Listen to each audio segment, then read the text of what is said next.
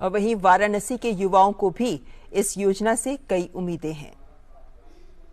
लेकिन अगर हम देश के अलग अलग हिस्सों की बात करें तो जो हमारे सामने विचार आ रहे हैं युवाओं के, वो ये दिखाते हैं कि युवाओं को बहुत उम्मीदें हैं, युवा उत्साहित हैं अपना भविष्य इस योजना के जरिए संवारने को लेकर। लेकिन इस योजना को लेकर कई मिथक और तथ्य जो हम आपके सामने रख रहे हैं।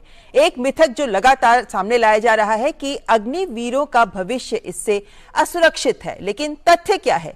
दरअसल अगर आप उद्यमी बनना चाहते हैं तो वित्तीय पैकेज और बैंक ऋण योजना का लाभ भी अग्निवीरों को मिलेगा। अगर आगे की पढ़ाई के इच्छुक हैं तो उसके लिए भी आपको 12वीं के समकक्ष सर्टिफिकेट भी मिलेगा और ब्रिजिंग कोर्स भी दिया जाएगा। जो लोग नौकरी पाना चाहते हैं उन्हें केंद्रीय अर्धसैनिक बलों और राज्य पुलिस में प्राथमिकता दी जाएगी। अन्य क्षेत्रों में भी उनके लिए कई रास्ते खोले जाएंगे। तो जो नौकरी पाना चाहते हैं उनके लिए भी कई विकल्प खोले जाएंगे। एक और मिथक जो सामने लाया जा रहा है वो कहता है कि अग्निपथ से युवाओं के अवसर कम होंगे। लेकिन तथ्य क्या है? दरअसल युवाओं के लिए सशस्त्र बलों में सेवा करने के अवसर और बढ़ेंगे। आने वाले वर्षों में अग्निवीरों की भर्ती सशस्त्र बलों में वर्तमान में जो भर्ती की जाती है उससे लगभग 3 गुना हो जाएगी। यानी आने वाले भविष्य में सशस्त्र बलों में उनका आंकड़ा बढ़ेगा। लेकिन एक और मिथक जो कहता है रेजिमेंट की ब्रांडिंग प्रभावित होगी। लेकिन तथ्य कहता है कि रेजिमेंटल सिस्टम में कोई बदलाव नहीं किया जा रहा। वास्तव में इसे और अधिक बढ़ावा दिया जाएगा क्योंकि सर्वश्रेष्ठ अग्निवीर का चयन किया जाएगा जिससे यूनिट की एकजुटता को और बढ़ावा मिलेगा।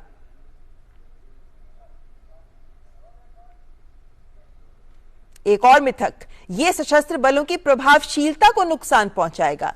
लेकिन यह एकमात्र मिथक है क्योंकि तथ्य यह है कि इस तरह की अल्पकालिक भर्ती प्रणाली अधिकांश देशों में पहले से ही मौजूद है और इसलिए पहले से ही इसका परीक्षण किया जा चुका है। इसे युवा और चुस्त सेना के लिए सर्वोत्तम प्रक्रिया माना जाता है।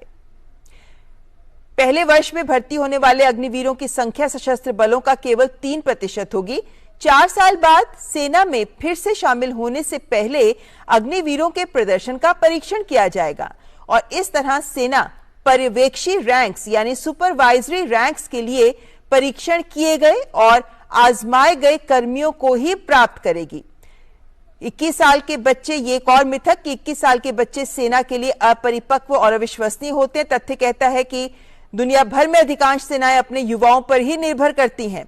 किसी भी समय अनुभवी लोगों से अधिक युवा नहीं होंगे और वर्तमान में ये योजना युवाओं और अनुभवी पर्यवेक्षी रैंकों का केवल 50-50% का ही सही मिश्रण प्रदर्शित करेगी। धीरे धीरे और बहुत लंबे समय में इसे लाया जाएगा। साथ ही एक और मिथक आपके सामने लेकर आ रहे हैं जो ये कहता है, मिथक जो फैलाया जा रहा है विपक्षियों के द्वारा, जो ये कहता है कि अग्निशामक समाज के लिए खतरा होंगे और आतंकवादियों में शामिल हो सकते हैं। लेकिन तथ्य क्या है? तथ्य ये कहता है कि ये भारतीय सशस्त्र बलों के लोकाचार और मूल्यों का अपमान है। 4 साल तक वर्दी पहनने वाले युवा जीवन भर देश के लिए प्रतिबद्ध रहेंगे। अभी भी हजारों सशस्त्र बलों से सेवानिवृत्त होते हैं कौशल आदि के साथ, लेकिन उनके राष्ट्र विरोधी ताकतों में शामिल होने का कोई उदाहरण नहीं है।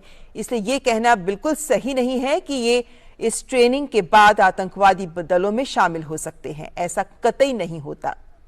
एक और मिथक जो सामने आया है, पूर्व सशस्त्र बलों के अधिकारियों से कोई परामर्श नहीं किया गया है। यह एक बात जो लगातार फैलाई जा रही है कि इस मुद्दे को लेकर सशस्त्र बल के अधिकारियों से कोई परामर्श नहीं किया गया। तथ्य कहता है कि पिछले 2 सालों से सेवारत सशस्त्र बलों के अधिकारियों के साथ व्यापक परामर्श की प्रक्रिया को आगे बढ़ाया गया है। सैन्य अधिकारियों के द्वारा नियुक्त सैन्य अधिकारियों विभाग द्वारा ही यह प्रस्ताव तैयार किया गया है।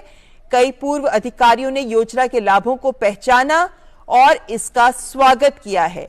तो सैन्य अधिकारियों के द्वारा जो विभाग तैयार किया गया उसी ने इस तरह की प्रक्रिया को आगे बढ़ाया है और उसके बाद ही व्यापक विचार विमर्श के बाद ही अग्निपथ योजना को सामने लाया गया है। तो ये कुछ मिथक और कुछ तथ्य, क्योंकि मिथक फैलाना बहुत आसान है लेकिन किसी मिथक पर विश्वास ना करें। मिथक के पीछे के तथ्य क्या हैं उन पर विश्वास करें।